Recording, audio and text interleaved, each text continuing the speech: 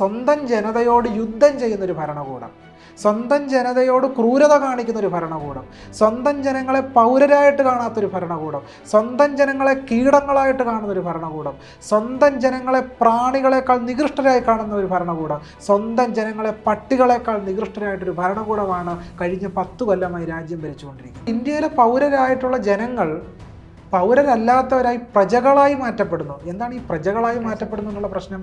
പ്രജകൾ ആക്കിയാലുള്ള കുഴപ്പമെന്ന് വെച്ചാൽ ഒരു രാജാവ് കാണും. ഈ പ്രജ എന്ന സങ്കല്പം തന്നെ ഫ്യൂഡൽ നാടുവാഴിത്തത്തിൻ്റെ ഒരു സങ്കല്പമാണ്. രാമരാജ്യം വരാനിരിക്കുന്ന ഒന്നല്ല, ഇപ്പോൾ സംഭവിച്ചുകൊണ്ടിരിക്കുന്ന ഒന്നാണ്. എന്തുകൊണ്ടാണ് മുസ്ലിം ജനവിഭാഗങ്ങൾക്ക് നേരെ ഇത്ര വലിയ ആക്രമണം നടക്കുന്നത്?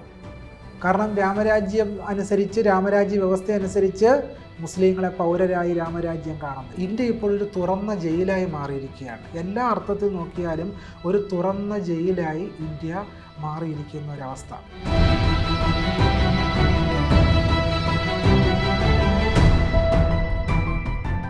ജനാധിപത്യത്തിന്റെ ഹൃദയമെന്നറിയപ്പെടുന്ന തെരഞ്ഞെടുപ്പിലേക്ക് കടക്കുമ്പോൾ ഇന്ത്യയിലെ നിലവിലെ ജനാധിപത്യ സാഹചര്യത്തെപ്പറ്റിയും ഭാവിയെപ്പറ്റിയും സംസാരിക്കേണ്ടതായുണ്ട്. അതിനായി നമുക്കൊപ്പമുള്ളത് അധ്യാപകനും ഗവേഷകനും സംസ്കൃത പണ്ഡിതനുമായ ഡോക്ടർ ടി.എസ്. ശ്യാംകുമാറാണ്. നമസ്കാരം. 2024 തിരഞ്ഞെടുപ്പിലേക്ക് നമ്മൾ കടക്കാൻ പോവുകയാണ്. അതിനു മുൻപായിട്ട് നമ്മൾ നോക്കുമ്പോൾ ഓരോ വ്യക്തികൾക്കാണെങ്കിലും രാഷ്ട്രീയ പാർട്ടികൾക്കാണെങ്കിലും പ്രത്യേകതരമായ അവരുടേതായ മുൻഗണനകളുണ്ട്. പക്ഷെ ജനങ്ങൾ ഈ ഒരു തിരഞ്ഞെടുപ്പിനെ നേരിടുമ്പോൾ എന്തെല്ലാം മുൻഗണനകളാണ് അവർ മുന്നിലേക്ക് വെക്കേണ്ടത്? ഇന്ത്യൻ ഭരണഘടനയുടെ ആമുഖത്തിൽ തന്നെ രേഖപ്പെടുത്തിയിരിക്കുന്നൊരു കാര്യമുണ്ട്. അതെന്ന് പറയുന്നത് സ്വാതന്ത്ര്യം, സമത്വം, സാഹോദര്യം എന്ന് പറയുന്ന പ്രധാനപ്പെട്ട 3 ആശയങ്ങളാണ്. ഈ 3 ആശയങ്ങളാണ് ഈ ഇലക്ഷനിലേക്ക് പോകുമ്പോൾ ജനങ്ങളുടെ മുമ്പിൽ ഉണ്ടായിരിക്കേണ്ട 3 പ്രധാനപ്പെട്ട ആശയങ്ങൾ. കാരണം ഈ 3 ആശയങ്ങളും വലിയ രീതിയിൽ വെല്ലുവിളി നേരിട്ടുകൊണ്ടിരിക്കുകയും ഭീകരമായി അട്ടിമറിക്കപ്പെട്ടുകൊണ്ടിരിക്കുകയും ചെയ്യുന്ന ഒരു സമകാലിക സാഹചര്യത്തിലാണ് ഇന്ത്യ വന്നെത്തി നിൽക്കുന്നത്. അതുകൊണ്ടാണ് സൂചിപ്പിക്കുന്നത്, ഇലക്ഷന് വേണ്ടി ഓരോരുത്തരും ബൂത്തുകളിലേക്ക് പോകുമ്പോൾ ജനങ്ങളുടെ മുമ്പിൽ ഉണ്ടായിരിക്കേണ്ടത് ഇന്ത്യക്കാരെന്ന നിലയ്ക്ക്, ഇന്ത്യയിലെ പൗരരെന്ന നിലയ്ക്ക് സ്വാതന്ത്ര്യം, സമത്വം, സാഹോദര്യം എന്ന 3 ആശയങ്ങൾ നമ്മളുടെ ആത്മഭാവമായിട്ടിരിക്കുന്നുണ്ടോ, നമുക്കത് അനുഭവപ്പെടുന്നുണ്ടോ എന്ന് പരിശോധിക്കേണ്ട സന്ദർഭം കൂടിയാണിത്. ഇത് നമുക്ക് വിശദമായിട്ടൊന്ന് പരിശോധിക്കാം. എന്താണ് സ്വാതന്ത്ര്യം എന്ന് പറയുന്നത്? സ്വാതന്ത്ര്യം എന്ന് പറയുന്നത് ജനങ്ങൾക്ക് അനുഭവപ്പെടണം സ്വാതന്ത്ര്യം എന്ന് പറയുന്നത്. പക്ഷേ ഇന്ത്യ ഇപ്പോൾ ഒരു തുറന്ന ജയിലായി മാറിയിരിക്കുകയാണ്. എല്ലാ അർത്ഥത്തിൽ നോക്കിയാലും ഒരു തുറന്ന ജയിലായി ഇന്ത്യ മാറിയിരിക്കുന്ന ഒരവസ്ഥ. മണിപ്പൂരിലെ സംഭവവികാസങ്ങളെല്ലാം നമ്മുടെ മുമ്പിലുണ്ട്. ഇന്ത്യയെ സംബന്ധിച്ച് ഒരു വിപുലമായ കലാപം ഇത്തരത്തിൽ പൊട്ടിപ്പുറപ്പെടുമ്പോൾ അതിനെ നിയന്ത്രിക്കാനുള്ള എല്ലാ സംവിധാനങ്ങളും ഉള്ള ഒരു രാജ്യമാണ് ഇന്ത്യ. പക്ഷേ എന്താണ് കേന്ദ്ര ഭരണകൂടം ചെയ്തുകൊണ്ടിരിക്കുന്നത്? അത്തരമൊരു കലാപം പൊട്ടിപ്പുറപ്പെടുമ്പോൾ അതിനെ നിയന്ത്രിക്കുന്നതിനും അതിനെ നിയന്ത്രിച്ച് നിലനിർത്തി ജനങ്ങൾക്കിടയിൽ സാഹോദര്യം ഉണ്ടാക്കേണ്ട ഒരു ഭരണകൂടം അത്തരത്തിലൊരു കാര്യം ചെയ്തില്ല എന്ന് മാത്രമല്ല, വലിയ രീതിയിലുള്ള കലാപങ്ങൾ കൂടുതൽ അഴിഞ്ഞുയരാനുള്ള ഒരു സാഹചര്യം ഇന്ത്യൻ ഭരണകൂടം തന്നെ സൃഷ്ടിക്കുന്നു എന്നുള്ളതാണ്. തന്നെയല്ല, ഇന്ത്യയിൽ ഇത് മണിപ്പൂരിലെ മാത്രം വിഷയമല്ല. ഡൽഹിയിലുണ്ടായ പല വിധത്തിലുള്ള കലാപങ്ങൾ, കഴിഞ്ഞ 10 വർഷക്കാലങ്ങളായിട്ട് നടന്നുകൊണ്ടിരിക്കുന്ന മുസ്ലിങ്ങൾക്ക് നേർക്കുള്ള കലാപങ്ങൾ, മുസ്ലിങ്ങൾ താമസിക്കുന്ന പ്രദേശത്തു കൂടി ഒരു ഘോഷയാത്ര കടന്നു പോകുന്നു. അവിടെ ജയ് ശ്രീരാം മുഴക്കുന്നു, ജയ് ഹനുമാൻ മുഴക്കുന്നു. ഇത്തരം മുദ്രാവാക്യങ്ങൾക്ക് ശേഷം ആ മുസ്ലിം പ്രദേശത്ത് വലിയ രീതിയിലുള്ള ആക്രമണങ്ങൾ അഴിച്ചുവിടപ്പെടുന്നു. ഒരുപാട് ആളുകൾ മരിക്കുന്നതിന് കാരണമാകുന്നു. അപ്പോൾ ഇങ്ങനെ നോക്കിയാൽ രാജ്യത്ത് ആകമാനം വലിയ കലാപങ്ങൾ സൃഷ്ടിക്കുക, വലിയ അസ്വാതന്ത്ര്യങ്ങൾ സൃഷ്ടിക്കുക, ഇത് സ്വാതന്ത്ര്യത്തിൻ്റെ ഒരു അഭാവത്തെയാണ് സൂചിപ്പിക്കുന്നത്. സ്വാതന്ത്ര്യമുള്ള മനുഷ്യരായിട്ട് നമ്മൾ എങ്ങനെയാണ് മാറുന്നത്? എങ്ങനെയാണ് നമ്മൾ സ്വാതന്ത്ര്യം നമുക്ക് ലഭിക്കുന്നു എന്ന് പറയുന്നത്? സ്വാതന്ത്ര്യം എന്ന് പറയുന്നത് അടിസ്ഥാനപരമായി ഒരു വ്യക്തിക്ക് അയാളുടെ ജീവിതത്തിൽ തന്നെ ഏറ്റവും വികസനോന്മുഖമായി മാറാൻ കഴിയുന്ന അവസ്ഥയാണ് സ്വാതന്ത്ര്യം എന്ന് പറയുന്നത്. അങ്ങനെ നോക്കുമ്പോൾ ഇന്ത്യയിൽ ഇന്നത്തെ അവസ്ഥയിൽ ഒരു വ്യക്തിക്ക് വികസിക്കാൻ സാധിക്കുന്ന ഒരു സാഹചര്യമുണ്ടോ? എന്താണ് ദളിതരുടെയും ആദിവാസികളുടെയും അവസ്ഥ? ഒരു വ്യക്തി എന്ന നിലയ്ക്ക് വികസിക്കാൻ കഴിയുന്ന ഒരു സാമൂഹ്യ സാഹചര്യം ഇന്ത്യയിലുണ്ടോ? ആ സാമൂഹ്യ സാഹചര്യത്തെയാണ് ഞാൻ സ്വാതന്ത്ര്യം എന്നതുകൊണ്ട് വിവക്ഷിക്കാൻ ഉദ്ദേശിച്ചത്. ഡോക്ടർ ബി ആർ അംബേദ്കറും അമർത്യ സെൻ ഉൾപ്പെടെയുള്ള വലിയ സാമ്പത്തിക പണ്ഡിതരും വികസനം എന്നതുകൊണ്ട് അർത്ഥമാക്കുന്നത് സ്വാതന്ത്ര്യം തന്നെയാണ്. വികസനം എന്ന് പറയുന്നത് സ്വാതന്ത്ര്യമാണ് വികസനം, അല്ലാതെ കുറച്ച് കെട്ടിടങ്ങൾ ഉണ്ടാകുന്നത് മാത്രമല്ല. കെട്ടിടങ്ങൾ ഉണ്ടാകുന്നത് വികസനമാണ്, അല്ല എന്ന് പറയുന്നില്ല. പക്ഷേ വികസനം സമ്പൂർണ്ണാർത്ഥത്തിൽ വികസനമായി മാറണമെങ്കിൽ ഒരു വ്യക്തിക്ക് അയാളുടെ ജീവിതകാലത്തിൽ ഏറ്റവും അധികം ഉയരാനും വികസിക്കാനും കഴിയണം. സാമ്പത്തികമായി, സാമൂഹ്യമായി, സാംസ്കാരികമായൊക്കെ തന്നെ വികസിക്കാൻ കഴിയുന്ന ഒരു സാഹചര്യം ഉണ്ടാകണം. പക്ഷേ കഴിഞ്ഞ 10 വർഷക്കാലത്ത്, വിശേഷിച്ച് നമ്മൾ ഇപ്പോൾ ഇലക്ഷനിലേക്ക് പോകുമ്പോൾ കഴിഞ്ഞ 10 വർഷക്കാലഘട്ടത്തിലെ ഭരണം പരിശോധിക്കുക എന്നുള്ളത് വളരെ അടിയന്തരമായ ഒരു കർത്തവ്യമാണ്. ആ നിലയ്ക്ക് നോക്കുമ്പോൾ അത്തരത്തിലൊരു വികസനം ദളിത്, പിന്നോക്ക, ആദിവാസി ജനവിഭാഗത്തിന് ഉണ്ടായോ എന്ന് പരിശോധിക്കേണ്ടത് അനിവാര്യമാണ്. ഇന്ത്യൻ പാർലമെൻറ്റിൽ ഉന്നത വിദ്യാഭ്യാസ മന്ത്രാലയം സമർപ്പിച്ച കണക്കനുസരിച്ച് പ്രത്യേകിച്ച് IIT-കളിൽ മാത്രം 6049 അധ്യാപക തസ്തികകളിൽ 121 അധ്യാപക തസ്തികകൾ ഒഴിച്ച് ബാക്കി മുഴുവൻ സവർണരും ബ്രാഹ്മണരുമാണ്. ഇന്ത്യയിലെ നീതിന്യായ സ്ഥാപനങ്ങൾ എടുക്കുക, പ്രത്യേകിച്ച് സുപ്രീം കോടതി എടുക്കുക, ഭൂരിഭാഗവും സവർണരും ബ്രാഹ്മണരും ഭരിക്കുന്ന നീതിന്യായ കോടതികൾ. ഇങ്ങനെ നമുക്ക് ഓരോ ഭരണഘടനാ സ്ഥാപനങ്ങളെ എടുത്ത് പരിശോധിക്കാം. ഇത്തരം ഭരണഘടനാ സ്ഥാപനങ്ങളൊക്കെ തന്നെ പ്രാതിനിധ്യ ജനായത്വം അട്ടിമറിച്ചുകൊണ്ട് ഒരു സവർണ രാജായി മാറിയിരിക്കുകയാണ്. മനുഷ്യാവകാശ കമ്മീഷനെ തന്നെ ഒരു നോക്കൂത്തി ആക്ട് മാറ്റിയിരിക്കുന്നു. അതൊരു കടലാസ് പുലിയായി മാറിയിരിക്കുന്നു. എത്രമാത്രം മനുഷ്യാവകാശ ലംഘനങ്ങളാണ് രാജ്യത്ത് ഓരോ ദിവസവും നടന്നുകൊണ്ടിരിക്കുന്നത്. നമ്മളിപ്പോൾ സംസാരിക്കുന്ന നിമിഷം കൂടി എന്തൊക്കെ തരത്തിലുള്ള മനുഷ്യാവകാശ ലംഘനങ്ങളാണ് നമ്മുടെ സമൂഹത്തിൽ അരങ്ങേറിക്കൊണ്ടിരിക്കുന്നത്. പ്രൊഫസർ GN സായിബാബയെ എത്ര ദിവസമാണ്, എത്ര നാളുകളാണ്, എത്ര വർഷമാണ് അദ്ദേഹത്തിന് ജയിലിൽ ദുരന്തം അനുഭവിക്കേണ്ടി വന്നത്. ശരീരത്തിൽ ചലനമില്ലാത്തൊരു മനുഷ്യനെ ഭീകരവാളി എന്ന് മുദ്ര കുത്തി ജയിലിൽ അടച്ചിടുക. സ്റ്റാൻ സ്വാമിക്ക് എന്താണ് സംഭവിച്ചത്? ഒരു സ്ട്രോ ആണ് അദ്ദേഹം ആവശ്യപ്പെട്ടത്. ആ ഒരു സ്ട്രോ പോലും ലഭ്യമാക്കാതെ ഭീകരമായ അടിച്ചമർത്തൽ ഭരണകൂടം തന്നെ ചെയ്യുകയാണ്. അപ്പോൾ സ്വന്തം ജനതയോട് യുദ്ധം ചെയ്യുന്നൊരു ഭരണകൂടം, സ്വന്തം ജനതയോട് ക്രൂരത കാണിക്കുന്നൊരു ഭരണകൂടം, സ്വന്തം ജനങ്ങളെ പൗരരായിട്ട് കാണാത്തൊരു ഭരണകൂടം, സ്വന്തം ജനങ്ങളെ കീടങ്ങളായിട്ട് കാണുന്നൊരു ഭരണകൂടം, സ്വന്തം ജനങ്ങളെ പ്രാണികളെക്കാൾ നികൃഷ്ടരായി കാണുന്ന ഒരു ഭരണകൂടം, സ്വന്തം ജനങ്ങളെ പട്ടികളെക്കാൾ നികൃഷ്ടരായിട്ടൊരു ഭരണകൂടമാണ് കഴിഞ്ഞ 10 കൊല്ലമായി രാജ്യം ഭരിച്ചുകൊണ്ടിരിക്കുന്നത്. അതിൻ്റെ ഏറ്റവും ഭീകരമായ തെളിവാണ് ഈ കോവിഡ് മഹാമാരി പൊട്ടിപ്പുറപ്പെട്ട ഒരു സാഹചര്യത്തിൽ ആയിരക്കണക്കിന് മനുഷ്യർ ട്രെയിൻ പാളത്തിൽ പുഴുക്കളെ പോലെ ഞെരിഞ്ഞമർന്ന് ചോര ഛർദ്ദിച്ച് മരിക്കാനിടയായത്, മാംസം ഛിന്നഭിന്നമായി പൊട്ടിത്തെറിച്ചു പോയത്, ഇതെല്ലാം മനുഷ്യരാണെന്നുള്ള കാര്യം നമ്മൾ ആലോചിക്കണം. അതായത് ഈ കോവിഡ് മഹാമാരി പൊട്ടിപ്പുറപ്പെട്ട സമയത്ത് ലോകം മുഴുവൻ അതിനെ ഒരു ആരോഗ്യ അടിയന്തരാവസ്ഥയായിട്ട് കണ്ടപ്പോൾ മോദി ഭരണകൂടം കണ്ടത് എങ്ങനെയാണ്? അതിനൊരു ലോ ആൻഡ് ഓർഡർ പ്രശ്നമായിട്ടാണ്, അതൊരു ക്രമസമാധാന പ്രശ്നമായിട്ടാണ് ഇന്ത്യൻ ഭരണകൂടം അതിനെ കണ്ടത്. അപ്പോൾ ഇങ്ങനെ ഏതർത്ഥത്തിൽ നോക്കിയാലും തന്നെയല്ല, എപ്പോഴാണ് വാക്സിൻ ലഭിക്കാൻ തുടങ്ങിയത് ജനങ്ങൾക്ക്? സുപ്രീം കോടതി ഇടപെട്ടതിന് ശേഷമാണ്. അപ്പോൾ ഭരണകൂടത്തിന് സ്വാഭാവികമായിട്ട് എന്തില്ല? ജനങ്ങൾക്ക് വേണ്ടി എന്തെങ്കിലും ചെയ്യണമെന്നുള്ള ഒരു ബോധമില്ല. ജനങ്ങൾക്കിടയിലേക്ക് ആരോഗ്യപരമായ കാര്യങ്ങൾ എത്തിക്കുന്നതിന് പകരമായിട്ട് പാത്രം കൊട്ടാൻ പറയുന്ന ഒരു ഭരണകൂടം. ജനങ്ങൾക്ക് ആവശ്യം പാത്രം കൊട്ടലല്ല, പക്ഷേ ജനങ്ങൾ പാത്രം കൊട്ടാനും നിർബന്ധിതരായി പോവുകയാണ്. അപ്പോൾ ശാസ്ത്രയുക്തിയില്ലാതെ എല്ലാ അർത്ഥത്തിലും വിശ്വാസത്തെയും അനുഷ്ഠാനത്തെയും ഉപയോഗിച്ചുകൊണ്ട് ജനങ്ങളെ അടിച്ചമർത്തുന്നൊരു ഭരണകൂടമാണ് കഴിഞ്ഞ 10 കൊല്ലമായി ഇന്ത്യ ഭരിച്ചുകൊണ്ടിരിക്കുന്നത്. അത് എല്ലാ അർത്ഥത്തിലും ഈ സവർണ സംവരണം ഉൾപ്പെടെ നടപ്പിലാക്കി. സവർണ സംവരണം ഉൾപ്പെടെ നടപ്പിലാക്കിയപ്പോൾ എന്താണ് സംഭവിക്കുന്നത്? പ്രാതിനിധ്യ ജനായത്വം സമ്പൂർണ്ണമായി ഹിംസാത്മകമായി അട്ടിമറിക്കപ്പെടുകയാണ് ചെയ്യുന്നത്. ഇപ്പോൾ പാർലമെൻറ്റിൽ ഒരു മുസ്ലിം മന്ത്രി പോലുമില്ല, ഒരു മുസ്ലിം പ്രതിനിധി പോലുമില്ല. പ്രധാനപ്പെട്ട പാർലമെൻ്ററി കമ്മിറ്റികളിൽ എത്ര ദളിതരും ആദിവാസികളും ഉണ്ട്? വിദ്യാഭ്യാസ കമ്മിറ്റി നമുക്ക് എടുത്ത് പരിശോധിക്കാം. ഇതുപോലെ ഓരോ പ്രധാനപ്പെട്ട കമ്മിറ്റിക്കകത്ത് എത്ര ആദിവാസികളും ദളിതരുമാണുള്ളത്? അപ്പോൾ പ്രധാനപ്പെട്ട അവലോകനം നടത്തേണ്ട വിഷയങ്ങളുള്ള ആ വിഷയം ചർച്ച ചെയ്യേണ്ട കമ്മിറ്റികളിൽ ദളിത് ആദിവാസി ജനവിഭാഗങ്ങളെ പുറന്തള്ളുക.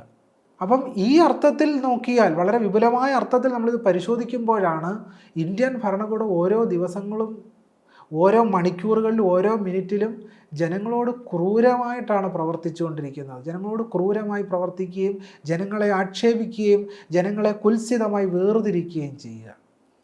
പൗരത്വ സമരം നടന്ന സമയത്ത് പറഞ്ഞത് എന്താണ്? ഇന്ത്യയുടെ പ്രധാനമന്ത്രി തന്നെ പറഞ്ഞത്, വസ്ത്രം കൊണ്ട് സമരം ചെയ്യുന്നവരെ തിരിച്ചറിയാം. വസ്ത്രം കൊണ്ട് സമരം ചെയ്യുന്നവരെ തിരിച്ചറിയാമെന്ന് പറയുന്നതിൻ്റെ അർത്ഥം എന്താണ്? ഒരു പ്രത്യേക ജനവിഭാഗം കുറ്റവാളി ഗോത്രമാണെന്നാണ് പറയാതെ പറയുന്നത്. അതിനുശേഷം കർണാടകയിൽ ഹിജാബ് വിവാദം ഉടലെടുത്തു. അപ്പം ഇങ്ങനെ പരിശോധിക്കുമ്പോൾ ഒന്ന് ആലോചിച്ച് നോക്കൂ, ഇന്ത്യയുടെ ഒരു പ്രധാനമന്ത്രി തന്നെ ഇത് പറയുകയാണ്. നമ്മുടെ പ്രധാനമന്ത്രിയായിരുന്ന ഒരാളാണ് ജവഹർലാൽ നെഹ്റു. നെഹ്റുവിനെതിരെയുള്ള യുദ്ധമാണ് ഇപ്പോഴത്തെ ഭരണകൂടം നയിച്ചുകൊണ്ടിരിക്കുന്നത്. ഇന്ത്യ ഇന്നത്തെ ഇന്ത്യയാക്കി മാറ്റിയതിൽ തീർച്ചയായിട്ടും നെഹ്റുവിന് വലിയ പങ്കുണ്ട്. അപ്പം നെഹ്റുവിനെതിരെ യുദ്ധം നയിച്ച് അദ്ദേഹം മുന്നോട്ട് വെച്ച ശാസ്ത്രീയ യുക്തി, ഇന്ത്യയെ ഒരു മതേതര രാഷ്ട്രമായി മാറ്റുന്നതിനെ സംബന്ധിച്ച്, ഇന്ത്യ ഒരു ജനാധിപത്യ രാഷ്ട്രമാക്കി മാറ്റുന്നതിനെ സംബന്ധിച്ച്, ഭരണഘടനാ സ്ഥാപനങ്ങളെ തികച്ചും ജനാധിപത്യപരമായി പ്രവർത്തിക്കുന്നതിനുള്ള സ്വാതന്ത്ര്യം നൽകുന്നതിനെ സംബന്ധിച്ച് ഏതർത്ഥത്തിൽ നോക്കിയാലും ഇന്ത്യ ഒരു സെക്കുലർ ദേശരാഷ്ട്രമായി നിലനിർത്തുന്നതിന് വേണ്ടി അഹോരാത്രം യത്നം ചെയ്ത ഒരാളാണ് ജവഹർലാൽ നെഹ്റു. പക്ഷേ ഇന്ന് നമ്മൾ എന്താണ് കാണുന്നത്? ഇന്നത്തെ പ്രധാനമന്ത്രി നേരിട്ട് മതപരമായ കാര്യങ്ങളിൽ പങ്കെടുക്കുകയാണ് ചെയ്യുന്നത്. ഇത് ജനങ്ങൾക്ക് നൽകുന്ന സന്ദേശം എന്താണ്? അയോധ്യ രാമപ്രതിഷ്ഠ നടന്നു, ശിലാസ്ഥാപനം നടന്നപ്പോൾ അവിടെ ചൊല്ലിയൊരു മന്ത്രമുണ്ട്. ഈ രാമരാജ്യത്തിന് വേണ്ടി ഞാനാകുന്ന രാഷ്ട്രത്തലവൻ ഈ ബിംബത്തിന് വേണ്ടി ആധാരശില പ്രതിഷ്ഠ ചെയ്യുന്നു എന്ന മന്ത്രം ജപിച്ചുകൊണ്ടാണ് രാമരാജ്യം എന്നാണ് പറഞ്ഞത്. അപ്പോൾ രാമരാജ്യത്തിൻ്റെ പ്രതിഷ്ഠാശില പാകിയത് ആരാണ്? ഇന്ത്യൻ പ്രധാനമന്ത്രി തന്നെയാണ്. എന്നാൽ അദ്ദേഹം ഇത്തരത്തിൽ എത്ര മുസ്ലിം പള്ളികളുടെ കർമ്മങ്ങളിൽ പങ്കെടുത്തു? അയോധ്യയിൽ രാമക്ഷേത്രം ഉയരുമ്പോഴും അതിന് പകരമായിട്ട് സ്ഥലം അനുവദിക്കപ്പെട്ടിരിക്കുന്ന പകരമെന്ന് പറയുന്നത് പോലെ തന്നെ വളരെ അപകടകരമാണ്, വളരെ കുറ്റകരമാണ്. എന്തു തന്നെയായാലും ഇപ്പോഴത്തെ ഒരു അവസ്ഥ പ്രകാരം കൊടുത്ത സ്ഥലത്ത് പള്ളി പണിയുന്നതിനുള്ള ഒരു പരിപാടിയും ആരംഭിച്ചിട്ടില്ല. അപ്പോൾ ഇങ്ങനെ നമ്മുടെ ദൈനംദിന ജീവിതങ്ങളിൽ ജനങ്ങൾക്കിടയിൽ വലിയ രീതിയിലുള്ള സാമ്പത്തിക അസമത്വം നിലനിൽക്കുന്നു. വലിയൊരു ഭീകരമായ സാമ്പത്തിക അസമത്വം ജനങ്ങൾ അനുഭവിക്കുന്നു.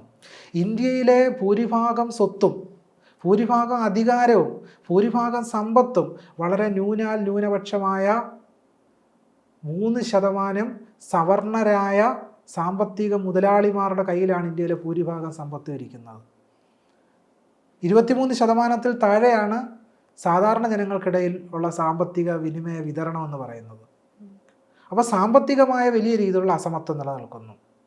ഇനി സാമൂഹ്യ അസമത്വത്തെ സംബന്ധിച്ച് പരിശോധിച്ചാലോ, കഴിഞ്ഞ 10 വർഷത്തിനിടയിൽ ദളിത് ആദിവാസി ജനവിഭാഗങ്ങൾ അനുഭവിച്ച ക്രൂരതകളും അടിച്ചമർത്തലുകളും വർദ്ധിച്ചിട്ട് മാത്രമേ ഉള്ളൂ. എന്തുകൊണ്ടാണ് ഇന്ത്യയെ വിശ്വഗുരുവാക്കാൻ ശ്രമിക്കുന്നു എന്ന് പറയുന്നവർക്ക് ഈ സാമൂഹിക വിവേചനം അവസാനിപ്പിക്കാൻ സാധിക്കാത്തത് എന്തുകൊണ്ടാണ്? ഈ ജാതി വിവേചനം അവസാനിപ്പിക്കാൻ സാധിക്കാത്തത് എന്തുകൊണ്ടാണ്? വലിയ ജാതി വിവേചനമല്ലേ ഇപ്പോഴും സമൂഹത്തിൽ നടന്നുകൊണ്ടിരിക്കുന്നത്, ക്രൂരമായ ജാതി വിവേചനം. അപ്പോൾ ഇത്തരത്തിലുള്ള വലിയ രീതിയിലുള്ള സാമൂഹ്യ അസമത്വം നിലനിൽക്കുന്നു. ഉത്തരേന്ത്യയിൽ മാത്രമല്ല, ഇന്ത്യയിൽ ആകമാനം ഓരോ നിമിഷവും ഒരു ദളിത് ആദിവാസി ജനവിഭാഗത്തിൽപ്പെട്ട ആൾ ക്രൂരമായ ആക്രമണത്തിന് വിധേയമാകുന്നു, തല്ലിക്കൊല്ലപ്പെടുന്നു. പശുവിൻ്റെ പേരിൽ മുസ്ലിങ്ങൾ ആക്രമിക്കപ്പെടുന്നു, അവരപഹസിക്കപ്പെടുന്നു, അപരവൽക്കരിക്കപ്പെടുന്നു. അപ്പോൾ ഇന്ത്യയിലെ പൗരരായിട്ടുള്ള ജനങ്ങൾ പൗരരല്ലാത്തവരായി പ്രജകളായി മാറ്റപ്പെടുന്നു. എന്താണ് ഈ പ്രജകളായി മാറ്റപ്പെടുന്നു എന്നുള്ള പ്രശ്നം? പ്രജകൾ ആക്കിയാലുള്ള കുഴപ്പമെന്ന് വെച്ചാൽ ഒരു രാജാവ് കാണും. ഈ പ്രജ എന്ന സങ്കല്പം തന്നെ ഫ്യൂഡൽ നാടുവാഴിത്തത്തിൻ്റെ ഒരു സങ്കല്പമാണ്. എന്തുകൊണ്ടെന്നാൽ പ്രജകൾക്ക് എന്തില്ല? പൗരാവകാശങ്ങളില്ല. രാജാവ് എറിഞ്ഞു കൊടുക്കുന്ന ചില സൗഖ്യങ്ങൾ, അൺകോട്ടിലാണ് ഞാനത് പറയുന്നത്, ഈ സൗഖ്യങ്ങൾ അനുഭവിക്കാൻ മാത്രം വിധിക്കപ്പെട്ട ജനതയായിട്ട് പ്രജകൾ മാറുന്നു. പ്രജകൾക്ക് അവകാശങ്ങളില്ല, അവർ ഔദാര്യം സ്വീകരിക്കേണ്ടവരായി മാത്രം മാറുന്നു. ഇന്ത്യൻ ഭരണകൂടം കഴിഞ്ഞ 10 വർഷമായി ജനങ്ങളെ മുറിവേൽപ്പിച്ച ഒരു ദശാബ്ദ കാലഘട്ടമാണ് നമ്മുടെ മുമ്പിലൂടെ കടന്നു പോയിക്കൊണ്ടിരിക്കുന്നത്. ഇന്ത്യൻ ഭരണകൂടം ഒരു ദശാബ്ദക്കാലമായി ഇന്ത്യയിലെ ജനങ്ങളെ പട്ടിണിയിലാക്കിയ 10 വർഷമാണ് കടന്നു പോകുന്നത്. ദാരിദ്ര്യത്തിൻ്റെ കണക്കെടുത്താൽ ഇന്ത്യ മഹാരാജ്യത്തിൻ്റെ ഇന്നത്തെ അവസ്ഥ ആ ഇൻഡെക്സിൽ ഏറ്റവും താഴെയാണ്.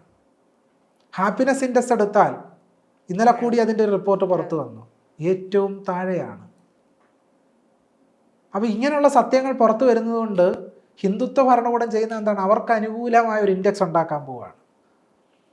ഈ രീതിയിൽ സ്വയം പരിഹാസ്യരാകുന്നൊരു ഭരണകൂടം, ജനങ്ങളുടെ വിശ്വാസത്തെ ഉപയോഗിച്ചുകൊണ്ട്, ജനങ്ങൾ വിശ്വസിക്കുന്ന ആശയങ്ങളെ ഉപയോഗിച്ചുകൊണ്ട് ജനങ്ങളെ തന്നെ അടിച്ചമർത്താൻ ഈ ഭരണകൂടം നിരന്തരം ശ്രമിക്കുന്നു എന്നുള്ളതാണ്. അപ്പോൾ വളരെ ജാഗരൂകരായി ജനങ്ങൾ വോട്ട് കുത്താൻ പോകേണ്ട ഒരു അടിയന്തര സാഹചര്യത്തിലാണ് നാം ഇപ്പോൾ കടന്നു പോയിക്കൊണ്ടിരിക്കുന്നത്. ഇപ്പോഴത്തെ ഈ ഇലക്ഷൻ വളരെ സൂക്ഷ്മമായി നാം കൈകാര്യം ചെയ്തില്ലെങ്കിൽ, പൗരരായ ജനങ്ങൾ നാം കൈകാര്യം ചെയ്തില്ലെങ്കിൽ, ഈ കഴിഞ്ഞ 10 വർഷക്കാലം അനുഭവിച്ചതിൻ്റെ ഇരട്ടി ദുരന്തം നാം ഏറ്റുവാങ്ങാൻ ഉള്ള സാധ്യതയുണ്ട്. കാരണം ഭാരതീയ ന്യായ സംഹിത ഉൾപ്പെടെ വന്നു കഴിഞ്ഞു. അതിൻ്റെ വിശദാംശങ്ങളിലേക്കൊന്നും തൽക്കാലം ഞാൻ കടക്കുന്നില്ല. അപ്പോൾ ഇനി ഇതിൽ ക്രൂരമായ ഒരു ദശാബ്ദക്കാലം കൂടി നാം അനുഭവിക്കേണ്ടി വരും. അതുപോലെ തന്നെ ഒരു രാജ്യം ഒരു തെരഞ്ഞെടുപ്പ് എന്നൊക്കെയുള്ള സംഗതിയും കൂടെ ഒക്കെ വന്നു കഴിയുമ്പോഴത്തേക്കും സമ്പൂർണ്ണ അർത്ഥത്തിൽ ഇങ്ങനെ ഇരുന്ന് നമുക്ക് സംസാരിക്കാൻ കഴിയുന്ന ഒരു സാഹചര്യം പോലും ഉണ്ടാകുമോ എന്ന് സംശയിക്കേണ്ട ഒരു കാലഘട്ടത്തിലാണ് നാം ജീവിച്ചിരിക്കുന്നത്. അതുകൊണ്ട് പൗരരെന്ന നിലയ്ക്ക് നമ്മുടെ ചുറ്റുപാട് പരിശോധിക്കുക. നാം ഇന്ന് ഇവിടെ വരെ എങ്ങനെയാണ് എത്തിയെന്ന് ഓരോ മനുഷ്യരും ആലോചിക്കേണ്ട ഒരു സന്ദർഭം കൂടിയാണ്. കാരണം വലിയ രീതിയിലുള്ള പോരാട്ടം നടത്തിയിട്ടാണ് ഇന്ത്യ ഒരു ജനാധിപത്യ രാജ്യമായി തീർന്നത്. ചെറിയ പോരാട്ടമൊന്നുമല്ല, ബൃഹത്തായ പോരാട്ടം നടത്തി. പക്ഷേ ആ പോരാട്ടങ്ങളെയെല്ലാം മാറ്റി നിർത്തി രാജ്യം ഇപ്പോൾ ഉയർന്നെഴുന്നേറ്റത് കേവലമായ ഒരു പ്രാണപ്രതിഷ്ഠ കൊണ്ടാണ് എന്ന് വരുത്തി തീർക്കുന്നത് വഴി ഇന്ത്യ സ്വാതന്ത്ര്യത്തിലേക്കും സമത്വത്തിലേക്കും സാഹോദര്യപൂർണമായ ഒരു രാഷ്ട്രസങ്കല്പത്തിലേക്കും ഉണർന്നെണീറ്റത് ഗാന്ധിയുടെ, നെഹ്റുവിൻ്റെ, ഡോക്ടർ BR അംബേദ്കറുടെ ഒക്കെ പോരാട്ടത്തിൻ്റെ ഫലമായിട്ടാണ് എന്നുള്ള ചരിത്രത്തെ സമ്പൂർണ്ണമായി തമസ്കരിച്ചുകൊണ്ട് ഇന്ത്യയെ കേവലം അയോധ്യയിലെ ഒരു പ്രാണപ്രതിഷ്ഠയിലേക്ക് ചുരുക്കാനുള്ള ഒരു പ്രവൃത്തിയാണ് ഇപ്പോൾ നടന്നുകൊണ്ടിരിക്കുന്നത്. അതിനെതിരെ ജനങ്ങൾ വളരെ ജാഗരൂകരായി മാത്രം പ്രവർത്തിക്കേണ്ട ഒരു കാലഘട്ടമാണ്. അങ്ങനെ പ്രവർത്തിച്ചില്ലെങ്കിൽ ഇങ്ങനെ ഒരു വോട്ട് ചെയ്യാൻ പോലും ഇനി നമുക്ക് സാധിക്കുമോ എന്നുള്ള കാര്യം തന്നെ സംശയാസ്പദമാണ്. BJP സംബന്ധിച്ച് ഇപ്പോൾ പറഞ്ഞ് നിർത്തിയെടുത്ത് തുടങ്ങാം. അതായത് BJP സംബന്ധിച്ചോളം അവർ ഭരണത്തിൽ വരുന്നതിന് മുൻപായിട്ട് അവരുടെ ക്യാമ്പയിനുകളിലൊക്കെ പറഞ്ഞ 2 കാര്യങ്ങളാണ്. CAA നടപ്പിലാക്കും, അതേപോലെ തന്നെ രാമക്ഷേത്രം പണിയുമെന്നുള്ള 2 കാര്യങ്ങൾ. അത് രണ്ടും ഇപ്പോൾ പ്രാബല്യത്തിലേക്ക് വരുന്നു. അപ്പോൾ ആ ഒരു സംഭവം നോക്കുമ്പോൾ രാമരാജ്യത്തിലേക്ക് ഇനിയും അകലെ അല്ല എന്നുള്ളൊരു വാണിംഗ് കൂടിയാണ് അത് തരുന്നത്. ഈ പറയുന്ന ഹിന്ദുത്വ രാഷ്ട്രത്തിലേക്ക് അല്ലെങ്കിൽ ഈ ഹിന്ദുത്വ രാഷ്ട്രീയത്തെ നിലവിലെ സാഹചര്യത്തിൽ എങ്ങനെയാണ് നമ്മൾക്ക് അതിനെതിരെയായിട്ട് പ്രതികരിക്കാനോ അല്ലെങ്കിൽ പ്രവർത്തിക്കാനോ സാധിക്കുക? രാമരാജ്യം വരാനിരിക്കുന്ന ഒന്നല്ല. നമ്മൾ വിചാരിക്കുന്ന ഒരു കാര്യം 1947 സ്വാതന്ത്ര്യം ലഭിച്ചതുപോലെ ഒരു ദിവസം സമാഗതമാകും രാമരാജ്യത്തിന് വേണ്ടി. അങ്ങനെ ഒരു ദിവസത്തിനായി നമ്മൾ കാത്തിരിക്കേണ്ട ആവശ്യമൊന്നുമില്ല. രാമരാജ്യം എന്ന് പറയുന്നൊരു തുടർ പ്രക്രിയയാണ്. അത് 1925 RSSൻ്റെ രൂപീകരണത്തോടെ ആരംഭിച്ചതുമല്ല. അതിനു മുമ്പ് തന്നെ ഹിന്ദുത്വ ആശയങ്ങളാൽ പ്രേരിതമായി രൂപീകരിക്കപ്പെട്ട ഹിന്ദു മഹാസഭയിൽ തുടങ്ങുന്ന കാര്യങ്ങളാണ്. അവരന്ന് തന്നെ ഒരു രാമരാജ്യം സ്വപ്നം കണ്ടുകൊണ്ടാണ് കഴിഞ്ഞ 100 വർഷത്തിലധികമായി പ്രവർത്തിച്ചുകൊണ്ടിരിക്കുന്നത്. കഴിഞ്ഞ 100 വർഷത്തിലധികമായി അതിനുവേണ്ടിയാണ് പ്രവർത്തിച്ചുകൊണ്ടിരിക്കുന്നത്. 1855 കാലഘട്ടത്തിൽ തന്നെ, അന്ന് ബ്രിട്ടീഷുകാർ ഭരിക്കുന്ന ഒരു കാലഘട്ടമാണ്. ആ ബ്രിട്ടീഷ് ഭരണ കാലഘട്ടത്തിൽ തന്നെ പറയുന്നത് ഇപ്പോഴത്തെ ഈ ബ്രിട്ടീഷ് ഭരണത്തെ എല്ലാം തൂത്തെറിഞ്ഞുകൊണ്ട് ഒരു രാമരാജ്യം വരുമെന്നാണ് അന്നത്തെ ഒരു ഹിന്ദുത്വവാദി എഴുതിയത്. പക്ഷേ 100 വർഷം കഴിയുമ്പോൾ എന്താണ് നാം കാണുന്നത്? 170 കൃത്യം അന്നത്തെ കണക്ക് നോക്കിയാൽ 100 വർഷത്തിലധികം പൂർത്തീകരിക്കപ്പെടുമ്പോൾ രാമരാജ്യം പല നിലകളിൽ അനുഭവപ്പെടുന്ന ഒരു സാംസ്കാരിക സാഹചര്യത്തിലാണ് നാം ജീവിക്കുന്നത്. എന്താണ് രാമരാജ്യത്തിൻ്റെ പ്രത്യേകത എന്ന് പറയുന്നത്? രാമരാജ്യത്തെപ്പറ്റി വാൽമീകി രാമായണത്തിൽ പറയുന്ന ചില കാര്യങ്ങളുണ്ട്. രാമരാജ്യത്തിൽ ആര് കാണില്ല? രാമരാജ്യത്തിൽ ക്ലീബർ കാണില്ല, നപുംസക ലിംഗത്തിൽപ്പെട്ടവർ കാണില്ല, യാഗം ചെയ്യാത്തവരായി ആരും കാണില്ല, എല്ലാവരും യാഗം ചെയ്യുന്നവരായിരിക്കും. ഈ രാമരാജ്യത്തിൽ എങ്ങനെയായിരിക്കും സമൂഹം തരംതിരിക്കപ്പെട്ടിരിക്കുന്നത്? ക്ഷത്രം ബ്രഹ്മമുഖം ചാസീത് വൈശ്യാഹ ക്ഷത്രമനുവ്രതാഹ ശൂദ്രാഹ സ്ത്രീൻ വർണ്ണാനുപചാരിണ. ക്ഷത്രം ബ്രഹ്മമുഖം ജാസീത്, ബ്രാഹ്മണർ പറയുന്നതനുസരിച്ച് ക്ഷത്രിയർ കാര്യങ്ങൾ നടത്തും. വൈശ്യാഹ ക്ഷത്രമനുവ്രതാഹ, വൈശ്യന്മാരെന്ത് ചെയ്യും? ക്ഷത്രിയന്മാർ പറയുന്നതനുസരിച്ച് അവരെ അനുവർത്തിച്ച് ജീവിക്കും. ഇനി ശൂദ്രരുടെ പണി എന്താണ്? സ്ത്രീൻ വർണ്ണാനുപചാരിണ, ബ്രാഹ്മണ ക്ഷത്രിയ വൈശ്യാദികളെ ശുശ്രൂഷിക്കുക, ഇതാണ് ശൂദ്രൻ്റെ കർമ്മം എന്ന് വാൽമീകി രാമായണം പറഞ്ഞു വെക്കുന്നു. എന്താണ് നമ്മുടെ രാജ്യത്ത് ഇപ്പോൾ കാണുന്നത്? രാജ്യം ത്രൈവർണികർ രാജ്യം ഭരിക്കുകയാണ്. സുപ്രീം കോടതി, ഭരണഘടനാ സ്ഥാപനങ്ങൾ, എക്സിക്യൂട്ടീവ്, എല്ലാ രംഗത്തും ആരാണുള്ളത്? ഈ സവർണരാണ്, സവർണ ത്രൈവർണികരാണ് രാജ്യം ഭരിച്ചുകൊണ്ടിരിക്കുന്നത്. ശൂദ്രരുടെ ജോലി എന്താണ്? ഇവരെ ഇങ്ങനെ പാദ ശുശ്രൂഷ ചെയ്യുക എന്നുള്ളൊരവസ്ഥയിലാണ് രാമരാജ്യം ഇപ്പോൾ എത്തി നിൽക്കുന്നത്. അതുകൊണ്ടാണ് ഞാൻ പറഞ്ഞത്, രാമരാജ്യം വരാനിരിക്കുന്ന ഒന്നല്ല, ഇപ്പോൾ സംഭവിച്ചുകൊണ്ടിരിക്കുന്ന ഒന്നാണ്. എന്തുകൊണ്ടാണ് മുസ്ലിം ജനവിഭാഗങ്ങൾക്ക് നേരെ ഇത്ര വലിയ ആക്രമണം നടക്കുന്നത്? കാരണം രാമരാജ്യം അനുസരിച്ച്, രാമരാജ്യ വ്യവസ്ഥ അനുസരിച്ച് മുസ്ലിങ്ങളെ പൗരരായി രാമരാജ്യം കാണുന്നില്ല. ധർമ്മസൂത്രങ്ങളും ധർമ്മശാസ്ത്രങ്ങളും മറ്റ് ഇതുപോലെ ധർമ്മത്തെ സംബന്ധിച്ച് വിശദീകരിക്കുന്ന ഗ്രന്ഥങ്ങളിലുമൊക്കെ മുസ്ലിങ്ങളെ പാഷണ്ഡരായും അശുദ്ധരായുമായിട്ടാണ് കാണുന്നത്. മുസ്ലിങ്ങൾ അസ്പൃശ്യരാണെന്നാണ് ഈ ധർമ്മശാസ്ത്രങ്ങളൊക്കെ തന്നെ പരിഗണിച്ചിട്ടുള്ളത്. ഈ ധർമ്മശാസ്ത്രം അനുസരിച്ച് ദളിതരും ആദിവാസികളുടെ അവസ്ഥ ക്രൂരതരമാണ്.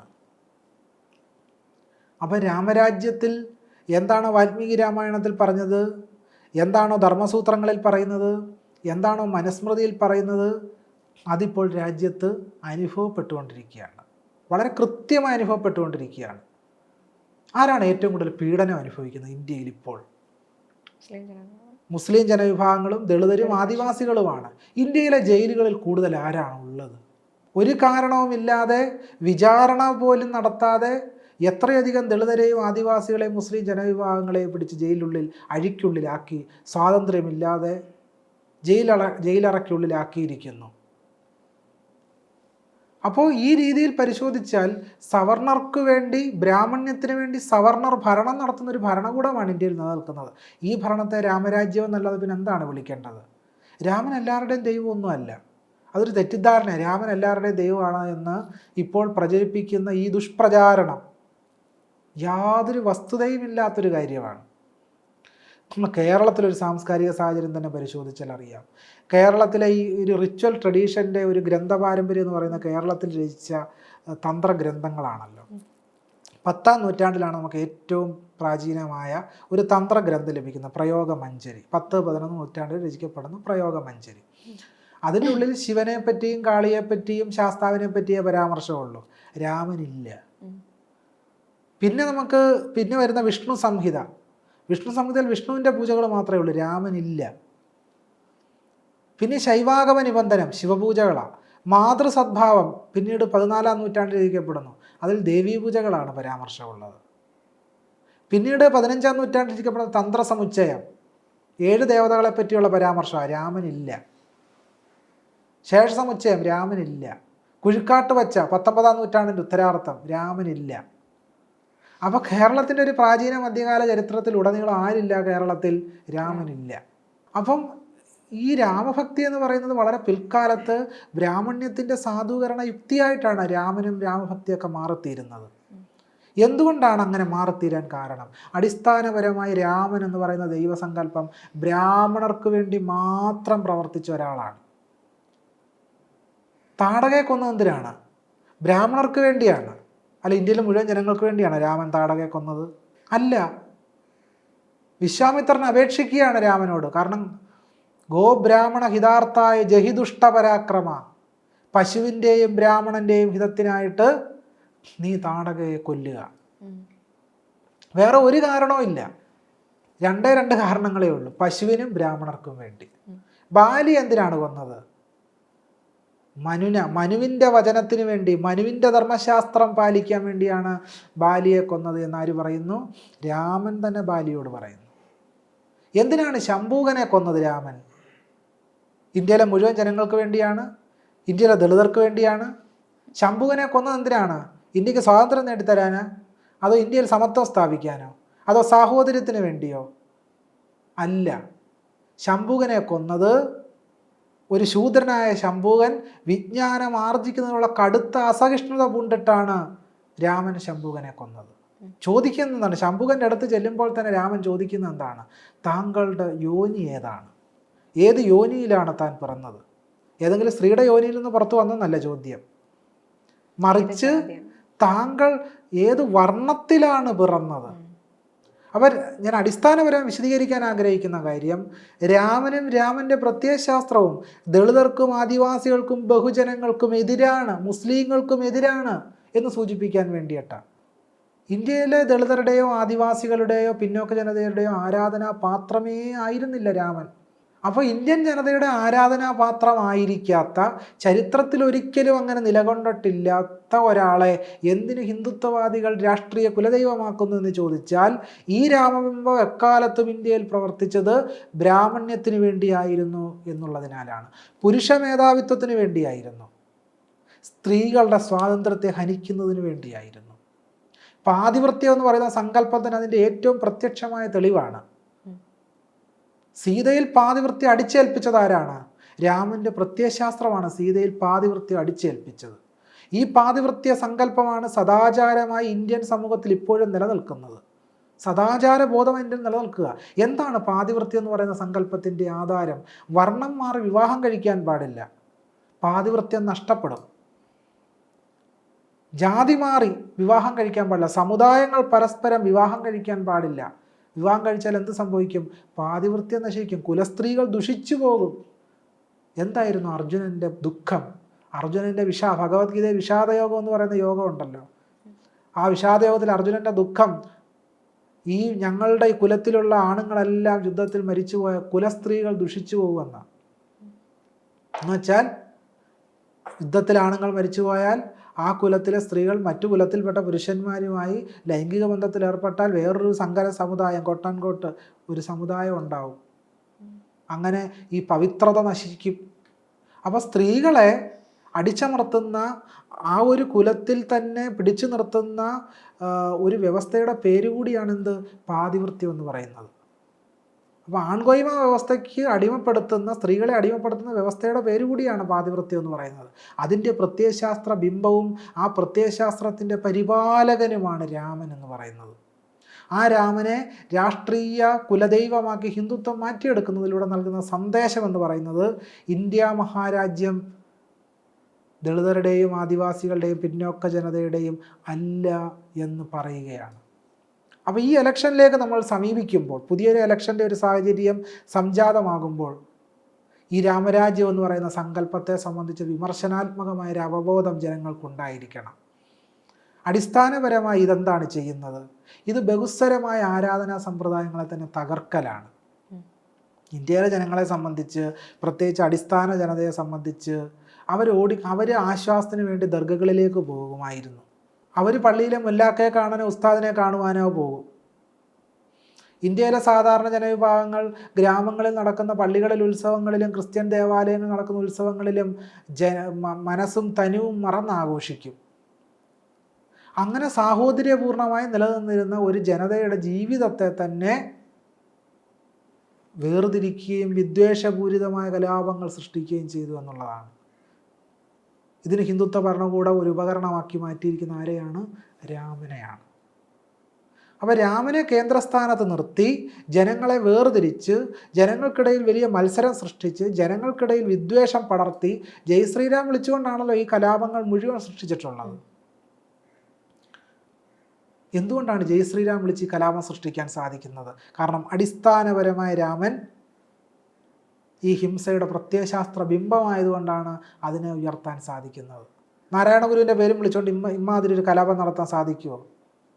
കാരണം അടിസ്ഥാനപരമായി കൊല്ലുന്നവനില്ല ശരണ്യത, മറ്റെല്ലാവിധ നന്മയും ആർന്നിടിലും എന്ന് പറഞ്ഞ ആളാണ് നാരായണ ഗുരുസ്വാമികൾ. പക്ഷേ അതിൻ്റെ എതിർകോണിലാണ് ആര് നിൽക്കുന്നത്? രാമനും രാമൻ്റെ പ്രത്യയശാസ്ത്രവും നിലകൊള്ളുന്നത്. രാമൻ ഇങ്ങനെ കാരുണ്യത്തിൻ്റെ മൂർത്തിയായിരുന്നുവെങ്കിൽ എന്തുകൊണ്ടാണ് ജയശ്രീരാം വിളിച്ചുകൊണ്ട് ഇത്ര വലിയ കൊള്ളയും കൊലപാതകവും നടത്താൻ ഹിന്ദുത്വ ശക്തികൾക്ക് സാധിക്കുന്നത്? അപ്പം അടിസ്ഥാനപരമായി രാമനും രാമൻ്റെ പ്രത്യയശാസ്ത്രവും ജനാധിപത്യത്തെ, സാഹോദര്യത്തെ, സ്വാതന്ത്ര്യത്തെ വെറുക്കുകയും ഇല്ലാതാക്കാനും ശ്രമിക്കുന്ന ഒരു പ്രത്യയശാസ്ത്ര ബിംബമാണെന്ന് ഉള്ളതാണ്. അപ്പം അതുകൊണ്ട് വിഷയത്തിലേക്ക് മടങ്ങി വന്നാൽ, രാമരാജ്യം എന്ന് പറയുന്നത് വരാനിരിക്കുന്ന ഒന്നല്ല, നിലവിൽ തന്നെ സംഭവിച്ചു കൊണ്ടിരിക്കുന്ന ഒന്നാണ് എന്നുള്ളതാണ്. ഇനിയിപ്പോൾ നിലവിലെ അവസ്ഥയിലേക്ക് വരുന്ന സമയത്ത്, ഇപ്പോൾ നമ്മൾ നോക്കിക്കഴിഞ്ഞാൽ സാധാരണ ജനാധിപത്യത്തിന് ഏറ്റവും വലിയൊരു ഭംഗി എന്ന് പറയുന്നത് പ്രതിപക്ഷ പാർട്ടികളുമായി നമ്മൾ മത്സരിച്ച് തന്നെ, പൊളിറ്റിക്കൽ പാർട്ടീസുകൾ തമ്മിൽ തന്നെ ഒരു നല്ല മത്സരം ഉണ്ടാവുക എന്നുള്ളതാണ്. എന്നാൽ ഇപ്പോഴത്തെ അവസ്ഥ നമ്മൾ നോക്കിക്കഴിഞ്ഞാൽ മത്സരത്തിനപ്പുറം മത്സരവുമില്ല, അതിനപ്പുറമായിട്ട് അവരെ നിശബ്ദരാക്കുക, അല്ലെങ്കിൽ അവരെ റദ്ദ് ചെയ്യപ്പെടുക, അല്ലെങ്കിൽ അവരെ ഒരു പ്രതിപക്ഷമേ വേണ്ട എന്നുള്ള ഒരു തരത്തിലുള്ള പ്രവണതകൾ കാണുന്നുണ്ട്. ഇത് എത്രത്തോളം ഹാനികരമാണ് ജനാധിപത്യ വ്യവസ്ഥയിൽ? ജനാധിപത്യത്തെ നിർവചിക്കുന്ന സമയത്ത് ഡോക്ടർ ബി ആർ അംബേദ്കർ പറയുന്ന ഒരു പ്രധാനപ്പെട്ട നിരീക്ഷണമുണ്ട്. അംബേദ്കർ പറയുന്നത് ശക്തമായ പ്രതിപക്ഷമാണ് ജനാധിപത്യത്തിൻ്റെ മഹനീയത. ജനാധിപത്യത്തിൻ്റെ അടിസ്ഥാന ശില എന്ന് പറയുന്നത് തന്നെ ശക്തമായ പ്രതിപക്ഷമാണ് എന്ന് ഡോക്ടർ ബി ആർ അംബേദ്കർ നിർവചിക്കുന്നുണ്ട്. ഒരു 4 തൂണുകളെ പറ്റിയാണ് അംബേദ്കർ അത് പറയുന്നത്. ജനാധിപത്യത്തിനുണ്ടായിരിക്കേണ്ട 4 മുന്നുപാധികളെ സംബന്ധിച്ച്. അതിലൊന്നാമത്തെ മുന്നുപാധി എന്ന് പറയുന്നത് ജനാധിപത്യത്തിൽ എന്തുണ്ടാകാൻ പാടില്ല? അസമത്വം ഉണ്ടാകാൻ പാടില്ല. അസമത്വം, സമൂഹത്തിൽ അസമത്വം ഉണ്ടായിരിക്കുക എന്നുള്ളത് ജനാധിപത്യം പ്രവർത്തിക്കുന്നില്ല എന്നുള്ളതിൻ്റെ ദൃഷ്ടാന്തമാണ് എന്ന് അംബേദ്കർ നിർവചിക്കുന്നു. രണ്ടാമത്തെ മുന്നുപാധി എന്ന് പറയുന്നത് ശക്തമായ പ്രതിപക്ഷം ഉണ്ടായിരിക്കുക എന്നുള്ളതാണ് ജനാധിപത്യം നിലനിൽക്കുന്നു എന്നുള്ളതിൻ്റെ ഏറ്റവും വലിയ തെളിവ്. മൂന്നാമത്തെ ഒരു മുന്നുപാധി എന്ന് പറയുന്നത് ന്യൂനപക്ഷങ്ങൾക്ക് ജനാധിപത്യം അനുഭവവേദ്യമാകണം. അപ്പോൾ മാത്രമേ ജനാധിപത്യം നിലനിൽക്കുന്നു എന്ന് പറയാൻ സാധിക്കുകയുള്ളൂ എന്നും ഡോക്ടർ ബി ആർ അംബേദ്കർ പറയുന്നുണ്ട്. അപ്പോൾ ഈ 3 കാര്യങ്ങൾ മാത്രം ഒന്ന് പരിശോധിച്ചാൽ അറിയാം ഇന്ത്യൻ സമൂഹത്തിൽ നിന്ന് ജനാധിപത്യം ഉണ്ടോ? ഒരർത്ഥത്തിലുമില്ല. ഇന്ത്യൻ സമൂഹത്തിൽ വളരെ ശക്തമായ അസമത്വം നിലനിൽക്കുന്നു. ബീഹാറിൽ നടന്ന സാമുദായിക സർവേ തന്നെ തെളിയിക്കുന്നത് എന്താണ്? ഇന്ത്യയിലെ ഭൂരിഭാഗം സമ്പത്തും സവർണറുടെ കയ്യിലിരിക്കുന്നു എന്നുള്ളതാണ്. ഇത് സാമ്പത്തിക അസമത്വത്തിൻ്റെ ഏറ്റവും ഭീകരമായ ഒരു തെളിവാണ്. ഇനി നമുക്ക് പ്രതിപക്ഷത്തിൻ്റെ കാര്യത്തിലേക്ക് വന്ന അംബേദ്കറിൻ്റെ നിർവചനം അനുസരിച്ച് ഒന്ന് പരിശോധിച്ച് കഴിഞ്ഞാൽ ഒരർത്ഥത്തിലും പ്രതിപക്ഷത്തിന് പ്രവർത്തിക്കാൻ കഴിയാത്തൊരു സാഹചര്യമാണ് ഇന്ത്യയിൽ ഇപ്പോൾ നിലവിലുള്ളത്. ഒരർത്ഥത്തിലും പ്രവർത്തിക്കാൻ കഴിയാത്തൊരു സാഹചര്യം. ഭരണകൂടത്തിനെതിരെ ശബ്ദിക്കുന്നവരെ പിറ്റേ ദിവസം ജയിലിലടയ്ക്കാൻ വേണ്ടി ED പറഞ്ഞു വിടുക. അപ്പോൾ ഇതെന്താണ് തെളിയിക്കുന്നത്? ഇത് തെളിയിക്കുന്നത് പ്രതിപക്ഷത്തിന് ഇന്ത്യയിൽ പ്രവർത്തിക്കാൻ കഴിയുകയില്ല എന്നുള്ളതാണ്. ഇപ്പോൾ ഇന്ത്യ സഖ്യം എന്ന് പറയുന്നൊരു മുന്നണി രൂപീകരിച്ചു. ആ മുന്നണി രൂപീകരിച്ച സമയത്ത് എങ്ങനെയാണ് ഹിന്ദുത്വ ശക്തികൾ അതിനെ നേരിട്ടത് എന്ന് പരിശോധിച്ചാൽ തന്നെ ഇത് കൂടുതൽ നമുക്ക് തെളിഞ്ഞു കിട്ടും. ഇന്ത്യ എന്ന പേരിനെ മുൻനിർത്തി തന്നെ അപഹാസ്യകരമായ കാര്യങ്ങളാണ് ഹിന്ദുത്വ ശക്തികൾ പ്രചരിപ്പിച്ചത്. ആ മുന്നണി രൂപീകരിക്കപ്പെടുന്ന സമയത്ത് തന്നെ പ്രചരിപ്പിച്ചത്. രാഹുൽ ഗാന്ധിയെ തന്നെ ഒരു മുസ്ലിം വിരുദ്ധനായി ചിത്രീകരിക്കാനുള്ള ശ്രമം നടത്തി. രാഹുൽ ഗാന്ധിയെ രാവണനായി ചിത്രീകരിക്കാനുള്ള ശ്രമം നടന്നു. ഇന്ത്യ മുന്നണിയെ തന്നെ രാജ്യവിരുദ്ധമാണെന്ന് ചിത്രീകരിക്കാനുള്ള ശ്രമങ്ങൾ നടക്കുന്നു. എവിടെയൊക്കെയാണോ പ്രതിപക്ഷമുള്ളത് ആ പ്രതിപക്ഷം ഭരിക്കുന്ന സംസ്ഥാനങ്ങളിൽ തന്നെ ആ സംസ്ഥാനങ്ങളുടെ എല്ലാ തരത്തിലുമുള്ള പ്രവർത്തന സ്വാതന്ത്ര്യത്തെയും തകർക്കുന്നു. ഇപ്പോൾ കേരളത്തിൻ്റെ കാര്യം തന്നെ എടുത്താൽ അറിയാം. കേരളത്തിന് അർഹതപ്പെട്ട ലഭിക്കേണ്ടുന്ന സമ്പത്ത് പോലും കേന്ദ്ര ഭരണകൂടം പിടിച്ചു വെക്കുന്നൊരവസ്ഥാവിശേഷം. ഗവർണറെ സൃഷ്ടിച്ചുകൊണ്ട് ഗവർണറിലൂടെ സംസ്ഥാനത്തിൻ്റെ ഭരണപ്രവർത്തനങ്ങളിൽ ഇടപെട്ടുകൊണ്ട് ഭരണസ്തംഭനം തന്നെ സൃഷ്ടിക്കുന്ന ഒരു സാഹചര്യം. ഏറ്റവും പുതിയ തെളിവാണ് നമ്മൾ കാണുന്നത്. ഡൽഹിയിൽ അരവിന്ദ് കെജ്രിവാളിനെ ജയിലിലടച്ചുകൊണ്ട് ഒരു ജില്ലയുടെ അത്രയും വലിപ്പമുള്ള ഒരു സംസ്ഥാനമാണ്. പക്ഷെ അതിരിക്കെ തന്നെ ഒരു സംസ്ഥാനത്തിന് മുഖ്യമന്ത്രിയെ ഇലക്ഷൻ എടുത്ത കാലഘട്ടത്തിൽ പിടിച്ച് ജയിലിലിടുകയാണ് മദ്യനയത്തിൻ്റെ പേരിൽ. പക്ഷേ നിങ്ങൾ ബോണ്ട് കൊടുത്താൽ, ഇലക്ട്രൽ ബോണ്ട് എടുത്തു കഴിഞ്ഞാൽ അപ്പം തന്നെ നിങ്ങൾ കുറ്റവിമുക്തരാകുകയാണ്. ഇത് ജനങ്ങൾക്ക് മുമ്പിൽ വളരെ കൃത്യമായി തെളിയിക്കപ്പെട്ടൊരു കാര്യമാണ്. ഇലക്ട്രൽ ബോണ്ട് എടുക്കുന്നവരെല്ലാം, സംഭാവന കൊടുക്കുന്നവരെല്ലാം ഉടൻ തന്നെ കുറ്റവിമുക്തരാകുകയും അതിനോട് അനുശീലിക്കപ്പെടാത്ത, അതിനെ എതിർക്കുന്ന, വിമതസ്വരം ഉന്നയിക്കുന്ന മുഴുവൻ ആളുകളെയും കുറ്റവാളികളാക്കി അനീതിയുക്തമായി ജയിലിലടയ്ക്കുന്ന ഒരു പ്രതിഭാസം ഇപ്പോൾ ഇന്ത്യയിൽ നടന്നു. ഒരു കാലഘട്ടത്തിലും നടന്നിട്ടില്ലാത്ത രീതിയിലാണ്. ഇപ്പം നെഹ്റുവിൻ്റെ കാലഘട്ടത്തിൽ EMS സർക്കാരിനെ പിരിച്ചുവിടുന്ന ഉൾപ്പെടെയുള്ള കാര്യങ്ങൾ നമ്മുടെ മുമ്പിലുണ്ട്. അടിയന്തരാവസ്ഥ, ഇന്ദിരാഗാന്ധി സർക്കാരിൻ്റെ കാലഘട്ടത്തിലുള്ള അടിയന്തരാവസ്ഥ നമ്മുടെ മുമ്പിലുണ്ട്. പക്ഷേ അതിരിക്കെ തന്നെ ഈ അടിയന്തരാവസ്ഥ നമ്മുടെ രാജ്യത്ത് നിരന്തരം നടന്നുകൊണ്ടിരിക്കുകയാണ്. എത്ര മുഖ്യമന്ത്രിമാരെയാണ് ഇപ്പോൾ ഇതുപോലെ ജയിലിലിട്ടിരിക്കുന്നത്? 1-2 മുഖ്യമന്ത്രിമാർ ഇതുപോലെ തന്നെ ജയിലിനകത്തായി. അതുപോലെ തന്നെ ഓപ്പറേഷൻ താമര എന്ന പേരിൽ ഇലക്ഷൻ കഴിയുമ്പോൾ തന്നെ നിലവിലുള്ള പാർട്ടിയിൽ നിന്ന് ആളുകളെ ആകർഷിച്ച് മറ്റൊരിടത്തേക്ക് കൊണ്ടുവരികയും അതിൻ്റെ അടിസ്ഥാനത്തിൽ ഒരു ഭരണകൂടം രൂപീകരിക്കുകയും ജനങ്ങളെ പരിഹസിക്കുകയും ചെയ്യുന്ന രീതിയിലുള്ളൊരു പ്രവർത്തനം നടന്നു വരുന്നു. ഇതെല്ലാം തന്നെ പല രീതിയിൽ പ്രതിപക്ഷത്തെ രാഷ്ട്രീയമായി തന്നെ അവരുടെ ആത്മസത്തയും ആത്മബലവും ഒക്കെ തന്നെ ചോർത്തിയെടുത്ത് കളയുക എന്നുള്ള രീതിയിലാണ്. അപ്പം പല മാനങ്ങളുണ്ട് അതിന്.